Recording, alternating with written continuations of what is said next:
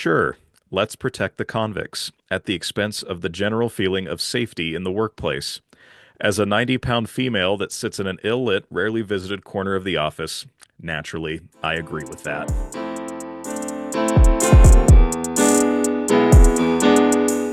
And we welcome you to your wild card recap of Wilk and Wiss, your bi-weekly update on Utah athletes in the National Football League.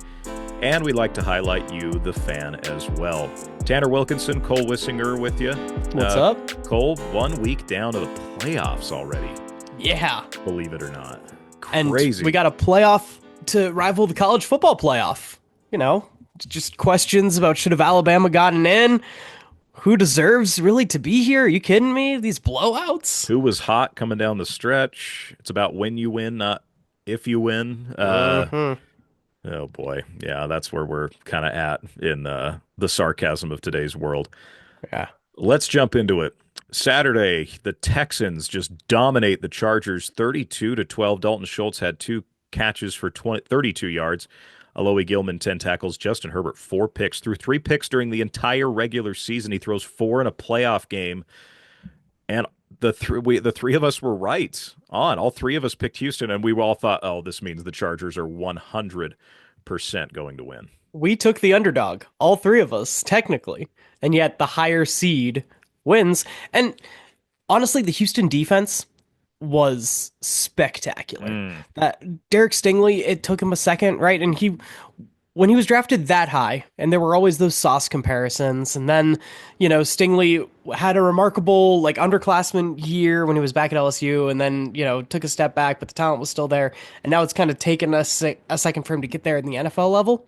But he is the man. He's playing amazing on that side. The All-Pro teams were released. I guess we can, we're not ready for our awards show quite yet, but we will get to some awards talk at some point when it's relevant to our Utah guys.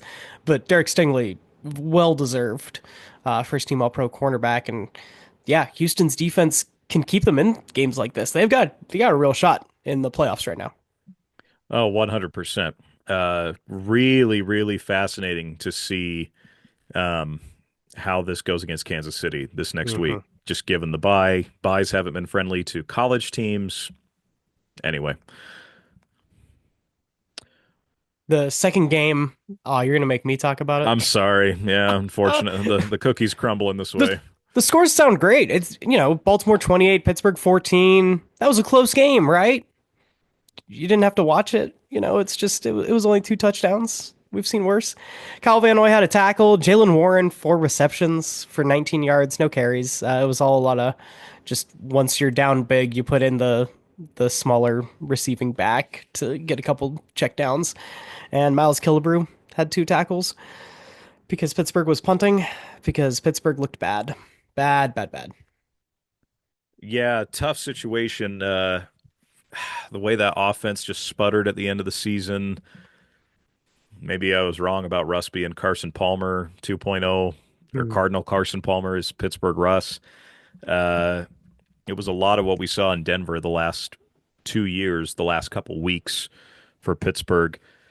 Really interested to see in my mock draft this morning, had him taking Cam Ward. Cam Ward, which honestly, I see that and I refrain on making the comment on Twitter because I know that we're going to be talking later in the day. But I see that mock draft and I think if Cam Ward or Shedeur Sanders actually do make it past the top 3 picks, I don't want them because that means the NFL knows something that we don't know. Like you and I can agree till we're red in the face that these quarterbacks aren't really first round grades. But if quarterbacks actually don't make it in the top 3, then it's a Kenny Pickett situation. And I don't want to be there again because the Steelers were the only team that went in on a quarterback in the 2022 class. And it turns out that class, no one deserved it. And so don't think too hard about this. If every other team makes the decision, don't think you're outsmarting them. I don't think they're worth it there. Yeah, that's going to be fast. Because there's no way this is what's actually going to happen, right? This is what I would do if I was a general manager for each of these teams. I still get, a reply every couple weeks. Where are the quarterbacks or what? And I'm like, now this is what I would do. Genty won't go top 2. No, there's but no way. But he kind of should. That's what I'm telling you, man. Genty's got a chance to be something else. And the way Cleveland's offensive line is built, do a Band-Aid quarterback again for a year, get off of Nick Chubb's contract, and just go Yeah, I hear fresh. there's a really great quarterback that'll be available in free agency named Russell Wilson that they could probably go after and have the two most highest paid dead money quarterbacks on their payroll in different ways. Oh yeah. No, Um, Cleveland. The even when I look at what I would do, I agree with you. I don't think the quarterbacks should be that high, and this is like a sort of tangent, but it's an AFC North team, and so it can be somewhat related to the fact that the Ravens beat down on the Steelers. I think that what the Broncos did, and the Broncos are the next game for us to talk about, despite a loss in the playoffs. It was a successful season because they get off the Russell Wilson money and you just immediately plug in rookie money quarterbacks. So you don't get like the full advantage of having a rookie quarterback contract, but you aren't biting two bullets, right? You're sure.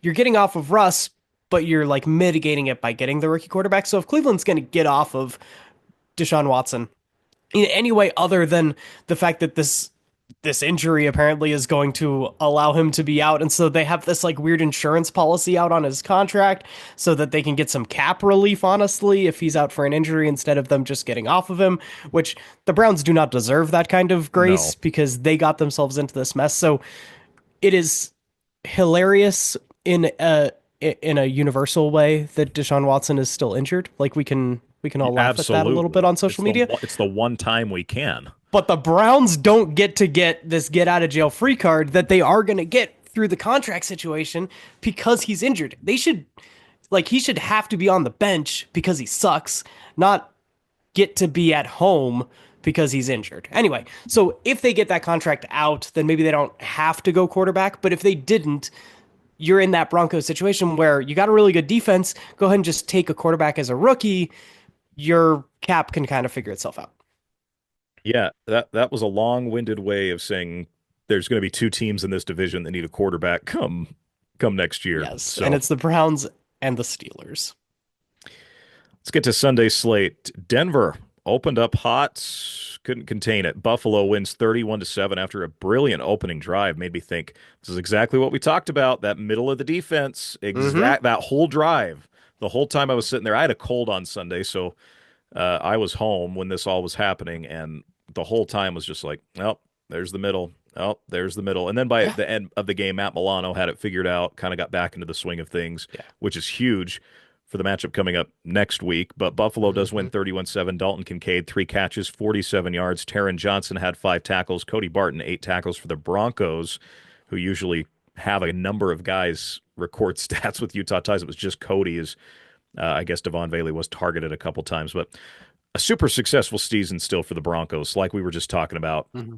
Given the cap situation and that you made the playoffs, uh, insanely impressive season for Denver. Lot to build off of. I think a lot of the question's going to be, are you going to still be third in this division going forward? Can you somehow surpass? Because I think the Chargers are going to be phenomenal next year with another offseason of Harbaugh, chance to get some more guys through, whether that's through the draft or free agency. And then until someone beats Kansas City, like as much as they're quote unquote down, they still went 15-2. Like, let's not just pretend like, oh, this is the beginning of the end. Like, until the end Yeah. happens, I said it for years with the San Antonio Spurs. I said it for years with the New England Patriots. Fool me once, shame on you. Fool me twice, shame on me. I'm not going to be fooled a third time with the Chiefs. Like, until then, so that's your big worry if you're Denver. You got two teams ahead of you, and it doesn't look like they're coming down anytime soon. How much better can Bo Nix get? How much better can this team get? Yeah, and it's going to be on Sean Payton. Like he had joy for football again because Russell Wilson wasn't sucking it out of him. And so let's see if he can take that next step. Cody Barton, we mentioned, is the guy that got stats for Denver. Now Denver's hit the offseason, same as the Steelers, and we start looking at the contract situations, right? So Najee Harris probably out. So does Jalen Warren have a little bit of a bigger opportunity next year for the Steelers? Cody Barton just signed a 1 year deal, but he was good in the middle of this very, very good defense. So we'll see. We already saw Garrett Bowles sign a big contract to come back. Cody Barton, really serviceable linebacker, still in his 20s. He's not like an old man in the league yet. So we'll see if he comes back to contribute for Denver or if he bounces around somewhere else. And on top of that, where does Zach Wilson go? What does Zach Wilson do? Does he just spend another? Is he just content to be like, this is my life now? I'm just going to be a backup quarterback, or does he go somewhere where maybe he'll have a shot? Does he go to a Minnesota where there's a lot of questions there on a team that still wants to compete? Does he I mean, go all the to? talk of this offseason to the Browns and the Steelers and these teams that are looking for a stopgap quarterback, especially in a draft that just it maybe has two guys, but we don't even believe in those two guys, and there's more than two teams that need quarterbacks. There's going to be someone that gets paid a weird amount, and there's going to be a couple guys that are Gardner Minshew starting like that we couldn't believe it that they were the odd man out. You know, the musical chairs of last year's draft where there were seven teams that needed a guy and only six first round quarterbacks. The Raiders were left out. It's a lot worse odds this year. There Mhm. are a lot of teams that think that they need a guy, and Zach Wilson might. I mean, Zach Wilson's reputation in the league is bad, and he didn't get on the field any to prove any of the doubters wrong. So I don't think he's one of those guys, but someone that we don't think is going to get an opportunity is going to get an opportunity. Does he go somewhere with an older guy? Does he go to like an LA to be the backup to Matthew Stafford now that Mm-hmm. Garoppolo has quote unquote re-imaged himself, which no, like no, he started one game and is as bad as he was a year ago. So anyway, but yeah, Buffalo moves on. Uh, Baltimore and Buffalo, man, that is going. I'm glad that's the last game of the weekend. Essentially, your prime time Mm-hmm. matchup on Sunday. That well-deserved matchup. We all deserve to watch that. It's going to be a good one. That was the AFC. Now flip the script over to the NFC. They did them chronologically for us just in the schedule. Philadelphia beats Green Bay. Big, commandingly.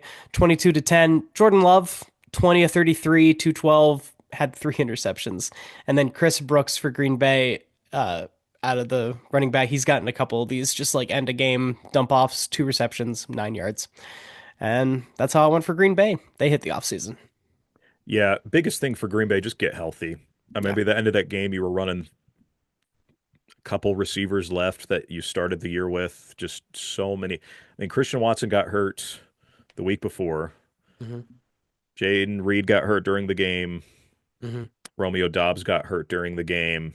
You were running Yep. Bo Melton as your number Who's two. left?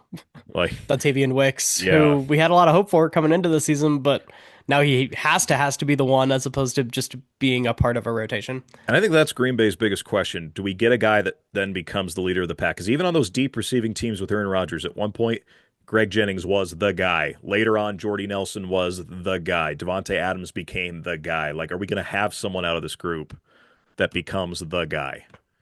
I think that health and that are the two biggest questions in Green Bay this offseason. You know what isn't a question? Jordan Love. He's fine. The Yeah, demise of Love and Herbert and all these people that apparently haven't been watching football until the playoffs come around and yeah. then tuned in and see Herbert throwing four interceptions and Love throwing three and wondering what these podcasters are talking about, thinking that they're good quarterbacks. They're good quarterbacks.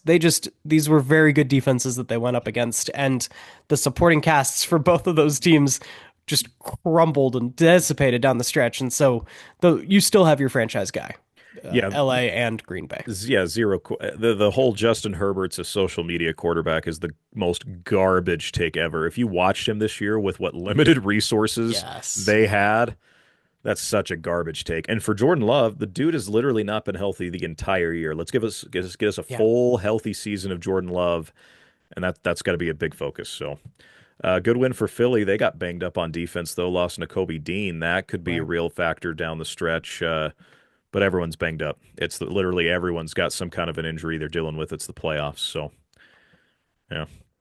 Probably the game of the weekend after really the only good game. Yeah. Washington and Tampa Bay. The Commanders get their first playoff win in almost 20 years to the day, I'm pretty sure, something like Yeah.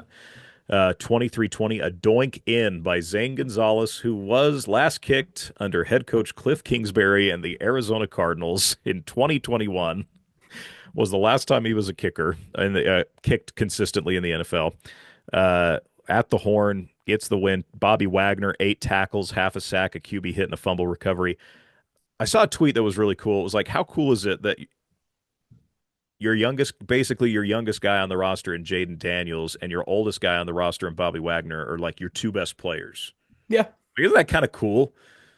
I think Jackson Payne should be our guest this week because we know his energy has been bottled up for literally his entire life, basically waiting for this. I Yes. really want to hear what he has to say because there's literally some random BYU fan on Twitter that tweeted, "I'm rooting for the Commanders tonight, if for one reason and one reason only, and that's Jackson Payne." Um, but it Yeah, stinks to he's see. felt some pain over 20 years of the way Uh, that this franchise has been, and for them to turn around, we've spent some air on it on this podcast before, but it's been awesome. And just yeah, yeah, Bobby Wagner and some of those old guys that were really just left for dead at the beginning of the season, like Dan Quinn's just trying to get the band back together, and this isn't going to work in 2024, and it did, and that's so cool. very very cool. And it stinks that playoff Baker's out. R.I.P. to playoff Baker. Was hoping for a little bit more of that, but Tampa's got a few things they got to address because I think there's a good foundation there. Obviously, you've won four straight division titles in a, but it's been in kind of a weaker division, right? Yeah, Like asterisks, NFC South. with a bad cap New Orleans team, an Atlanta team that doesn't know how to use its weapons, and then the Panthers. I mean, Tampa's just the one team that has not been a disaster. Like they just are even keeled. They're going to have to do some things because I wonder how the year two of Michael Penix goes. Did Bryce Young find his groove? Are the Panthers Right. suddenly in play to maybe win 8, 9 games next year, which has proven you can win the division at 8, 9, 10 games year Mm-hmm. after year? Um, that division is going to be fascinating next season. The Saints are going to be garbage. I think, regardless of who they hire, just that cap situation Yeah. so very bad. That's finally coming home to roost. Tampa Bay, the only home team that lost on the weekend because the LA Rams playing a home game in Arizona got the win against the Minnesota Vikings 27-9. Puka Nacua for the Rams, 4 receptions, 43 yards. Yeah, really, the Rams just got out, ran with it, and didn't really throw the ball much in the second half. It was a lot of just trying to run the clock out. Kyron Williams, even when they threw, it was like a dump screen to Kyron Williams or Ronnie Rivers or whoever was in the backfield.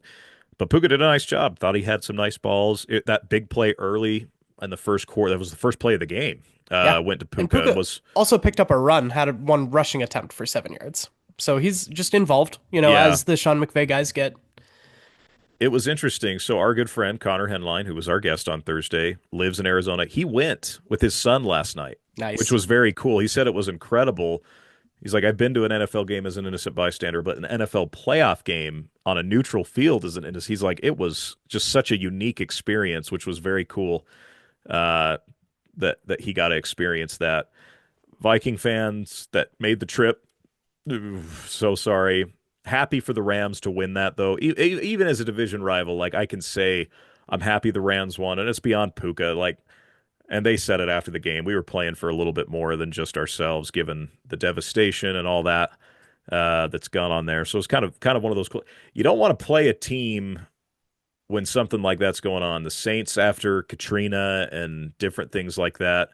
Um, I think that's just more further proof that the Chargers really aren't an LA team. Maybe I don't know, Yeah, but no, good for the Rams. This sets us up for a real interesting week that we'll break down later in the week. that's right. So those are the That's six it. games. We did it. MVP Cole of the wild card. Bobby Wagner. It's got to be Bobby Wagner. I mean, Yeah. obviously our picks get limited as we get down the stretch here, but this one wasn't even close. First franchise playoff win in 20 years, and you were the best player especially on the defensive side of the football in the entire game. So very cool. But now Very as cool the for only Bobby. wild card that did win for Washington, they got to go because the NFL reseeds in the best playoff format in sports. Yep. They get the Detroit Lions next. A Lions defense that's beat up, and a team that could use that rest, that used that bye week to their advantage. Um, but we'll see, right? They're Yeah. gettable, and Jaden Daniels is something special. He's so unpredictable. I'm real interested to see what kind of a second year Jaden Daniels has. And the first one's not even over, so I probably shouldn't even be asking that question right now. But I am just really, really intrigued to see how that turns out going forward, for sure. Mm-hmm. Well, my man, good luck with the continuous move stuff, getting ready for that. It's I finally happening. This week I will be leaving our first home and going to another. That's a big deal. Yeah, we've almost been in this our first home for 4 years now, which is kind of Mhm. crazy, but we know it's not our forever house. So when that day comes, that will definitely Right. be an interesting thing. So We'll appreciate you, have my you man. up. Got a nice basement. We're gonna have a Mm. couple TVs on the wall and maybe watch a little college football national championship next Monday if we get Ooh, in time. yeah, I like that. I like that a lot. Appreciate you, my man, and enjoy the process. Trust the process. That's what we're trying to do. Trust the process. Chimneys and all. Mm. Once again, this has been Wilkin Wiss, your bi-weekly update on Utah athletes in the National Football League. We'd like to talk about you, the fan, as well. Hoping to get our favorite Commanders fan on this coming Thursday. My name's Tanner Wilkinson. He's Cole Wissinger. We'll catch up with you on Thursday.